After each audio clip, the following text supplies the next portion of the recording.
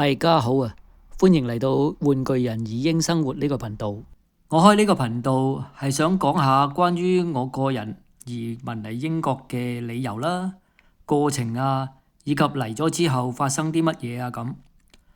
我會主要以個人嘅觀點嚟講，我嘅講法係基於我自己嘅真實經驗以及認知嚟講嘅。當然，我唔係時評人。但係唔表示我唔可以對世事作出意見，我未必多講，但一定唔會唔講。此外，話到明係生活，就梗係講下我嘅生活啦。除咗食同瞓、起居飲食之外，我生活中最重要嘅就係砌模型，所以我都會講下砌模型嘅嘢。不過我唔會講太流行，又或者好職業化嘅，可能會借題講下啲生活哲學啊，或者相關嘅嘢咁啦。不過現時都係摸索階段，真係做唔做到就要做過先知啦。言歸正傳，講下今次我嘅主題先啦，就係我做乜嘢要移民。其實好簡單。咪就係香港嘅政治壓力越嚟越大咯。我自己其實一向都好關心香港嘅政治，當然係追求民主自由嗰方面啦。唔通鍾意民建聯、工聯會嗰啲咩？雖然一路走落嚟，民主派係好多衰嘢嘅，但民主陣營從來都唔缺少有才能嘅人，好似以往嘅 Martin Lee 啊、長毛啊咁樣。到後來又有之鋒仔啊、羅冠聰、梁天琦等等，當然佢哋自己都有佢哋嘅優點或者缺點，背後又有好多閒言閒語，但係好歹也生活在人前，笑罵由人，這正正就係民主社會嘅好處。反之，民建聯啊、工聯會啊嗰啲咁，個個都係面目模糊。正所謂千頭一臉，全無特色可言。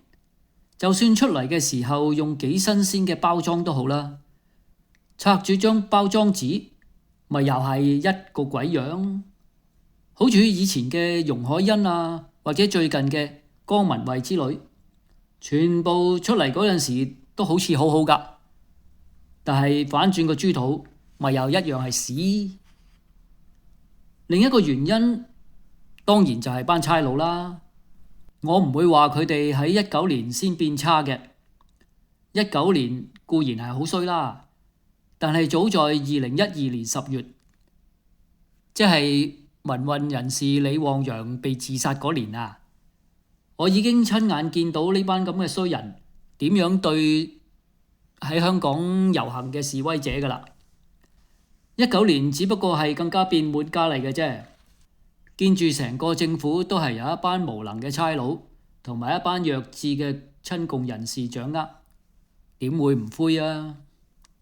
本來唔忍都忍咗好幾年啦，加上一啲喺爭取民主嘅路上嘅同道人都話要同佢哋鬥長命，曾幾何時都諗住睇佢點死好過啦，就係咁一路忍下忍下。直到去年年底，阿周庭突然間話佢去咗加拿大喎。當然我會為佢高興啦。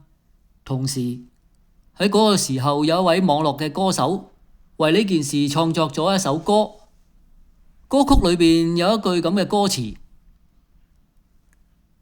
願阿周庭呢，餘下嘅人生更加精彩。呢句歌詞好似敲醒咗我咁。我啊，雖然唔係咩大人物，但係我都有我自己嘅價值㗎喎，係嘛？我做乜嘢要留喺度同班咁嘅死差佬同生共死啫？係咪？走啦！考慮到留喺香港，除咗可以暗中嘲笑下中共港共嗰班咁嘅傻佬之外，有咩可以做啫？乜都做唔到㗎喎。亦都唔敢做啦。國安法啊，23條真係好有效咁叫香港人疏離㗎。一班人坐低，無論係親戚好、朋友好、同事好，鬧下老味嘅梗係得啦。有冇人敢鬧中共、港共啊？有嘅，岸伯咯。不過佢話佢冇家人㗎。至於其他嘅，我就唔係好太清楚啦。最終嘅決定咪就係走啦，唔好留低啦。最後我就用黃耀明嘅邊走邊唱作結，不過我強調我係有改歌詞㗎吓。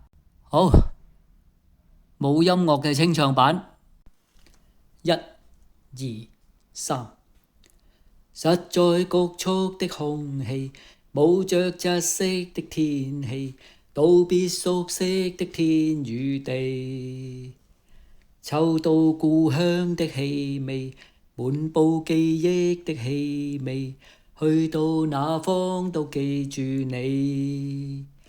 前路撲朔如冰天雪地，藏着必須要走的道理。道別沒什麼感覺，並沒什麼需交託，就像是返工趕上學。與你有心的隔膜，聽見你都不快樂，卻往往關心你近況。從沒有奇蹟的國樂，還是要每天都拼搏。別說我愛你不起，是我對你心死，但要我走的都是你。而你有國安法，而你肆意執法，紅線永遠只得你明白。別怨我對你不起，是我愛你不起，但放棄我的始終都是你。是我愛民主制度，故應該出走，都只因為你。好，今次嘅節目就講到呢度。如果有興趣嘅，就請 subscribe、share、點讚、留言，多謝大家，下次見。